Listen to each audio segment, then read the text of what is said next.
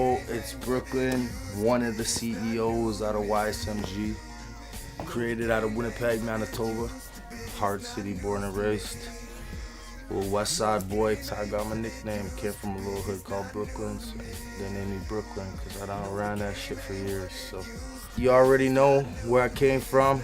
Used to be with the Dub M, Winnipeg's most. Yeah, on my own now. Good group of guys, good team, and yeah, that's what it is. When I'm not a rapper and I'm not a street guy and I'm not a businessman, I'm a full-time daddy, man. That's what it is. That's basically what keeps me motivated right now, is wanting to get my kids out of the gutter so they never have to see, a welfare check or a gutter or fuck anything like that, you know what I mean? So, yeah, man. When I decided to come together with a few other partners and see who was really moving in the city, I decided to, put people on the table as well as other partners, and we decided, this is who we wanted, this is who was really showing they were working, and this is who really wanted to take this business serious. A lot of people hear about Canadian artists and they're like, I don't really fuck with Canadian artists, but meanwhile, you ain't never heard the shit that's pumping out, and it's a real city, this is real shit, every lyric. People ain't pretending, fronting, being somebody they're not. Everyone who's playing the part are really in the streets, really doing that. And the people who aren't, they ain't rapping about it. They're being who they are. And yeah, that's the team, man. We all hand selected who was a part of us, and there's a whack load of us. I want to build one of the biggest labels out of Canada, you know what I mean, ever to be seen. So that's what I'm working at. Any new talent, you figure you got that shit, I got the paper to back it up and put that dream in motion, you know what I mean? YSMG is gonna change the game because people ain't putting out music like we're putting out. We're putting out real music, bottom line, and you can't compete with people with real stories and real lyrics and real body and soul, you know what I mean? I see the company, being nationally known. We ain't trying to sign to anybody. We're trying to be the biggest independent. We're gonna do this ourselves. We ain't never needed nobody to get to where we're at now. So we're not gonna need them once our success, rises through the roof. So basically, worldwide, I plan to be out there, you know what I mean? Myself as an artist as well, and the team. So that's where you can find us worldwide in a couple of years, hopefully everything works out, hard work and devotion, man. Like Kwesi said, you can do anything. So I don't think there was any regrets up until the point I went to prison. But yeah, everyone knows the story. Fuck, I did dirty while I was doing jail time. You know what I mean? Motherfuckers made shirts of me, Free Brooklyn, that I ain't never even seen $1 from. My own shirts that I got printed, never fuck mine, you know what I mean? And I would never work with those guys again just because the fact of how crooked it really got when money came into play, you know what I mean? And that's just being real, man. A lot of people hear a lot of bullshit that those guys speak, which isn't true. If you really know who I am, fucking, and know fucking, I stood 10 years beside those guys. The motherfuckers is trying to talk bad about me and all that, and ain't nothing ever happened in that 10 years except motherfuckers like me going to jail. You know what I mean? So it's like, it is what it is. I'd never fuck with them again. Good luck to them. Fucking, you know what it is. Fucking, I did all the jail time and I got fucked. Basically that's what it is. This industry is a cutthroat business, man. A little bit of jail time and a little bit of guap done fuck people's minds up, and as long as you learn from your mistakes and never fuck with people like that again, man, you'll be successful, man. It's a live and learn situation, you gotta live and learn, and even though if you do carry regrets, let that shit go and just focus on what the fuck you're doing now, because since I've left, I could say, yeah, I am happier. I'm happier where the direction and the business should have went in the first place with Winnipeg's most. As now as I see a broader view than just being a local Aboriginal rapper who's one of the hottest Aboriginal rappers, because I'm beyond that. Yeah, I'm happier. Here's what it is. Much love.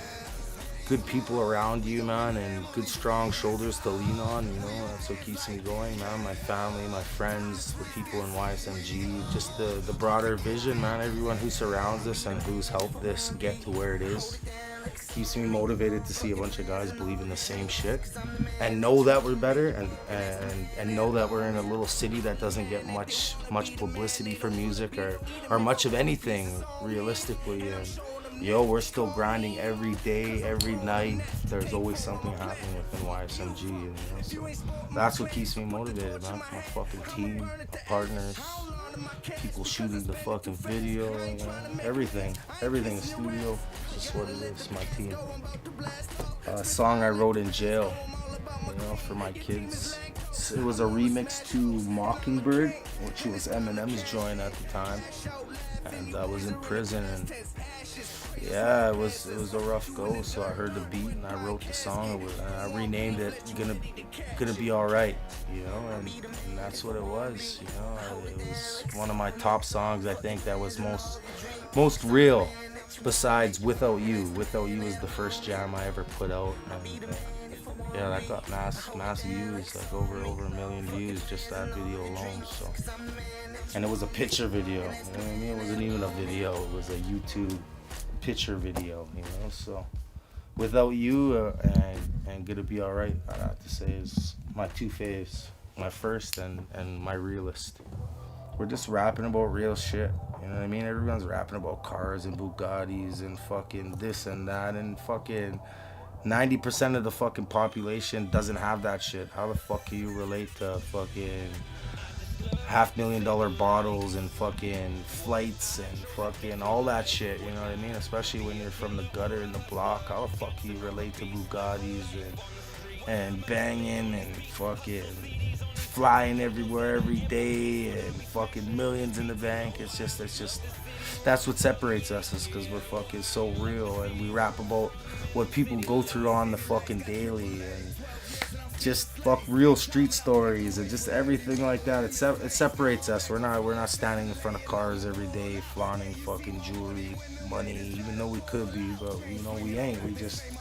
We looking for the real vision. We want to make it off of real music people can relate to. So I'm not trying to be a role model. I know that, because then the weight is on you, and people will expect you to fail, and people will expect you to, you know what I mean? If something bad happens, then they're gonna flip it on you and say, "Oh, well, you're a role model to society." It's like, nah, motherfucker, I'm just me. I'm part of society, and if I speak to the youth and they listen about fucking what I'm saying, then all right, then cool. Young Thug's dope. I think YMCMB, fuck Lil Wayne, and fuck all those cats, man, just coming from the bottom, man. Fuck, yo, I even fuck with Gilly the Kid, yo. Fuck, like, yo, that's a real street nigga, you know what I mean?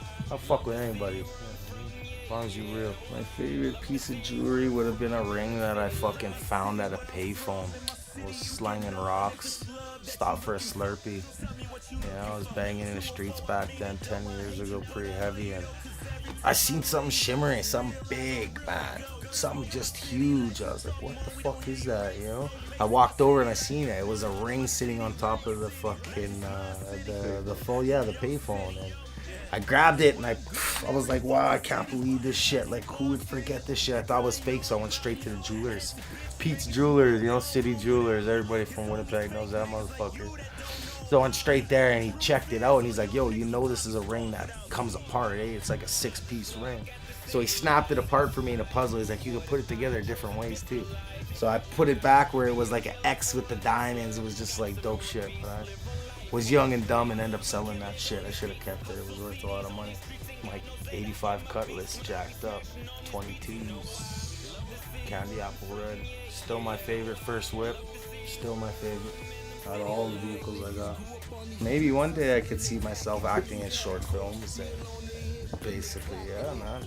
Maybe, who knows? The world's an option, man. That's what usually rappers do when they get famous. They say, fuck rap, because making movies is poor money. Man, the recent tour to Vancouver, Williams Lake, we went threw it down in that motherfucker, you know? Like, I got buck wild. I was actually in the same sweater in a bush with a fucking strap trying to shoot deer. 5 in the fucking morning, drunk with a fucking 40, a silent sound.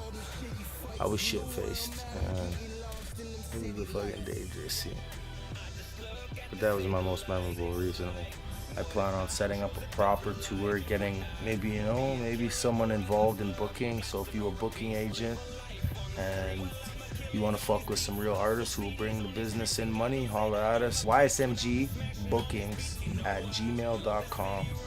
And that's where you can link us if you're a booking artist, if you're a booking place, if you're an agency and you want some artists, holler at us. Once we tour, we stop at every little town, every little jukebox place. I don't care if there's 2 people in, I'm gonna rock it like it was 10,000, So, yeah, man, I'm planning to tour all over. Once I feel I'm ready, and once I feel the team's ready, we'll be out. Stay away from a lot of them fucking money hungry fucking businessmen. They're shady as fuck. Stay independent. Keep with a good group of guys and make music. If you're an artist looking to come up, we got it all, from shirt pressing, CD pressing, to shirts, to bandanas, you name it, we can press it all. And not only that, if you need studio time to record those bangers, we got you.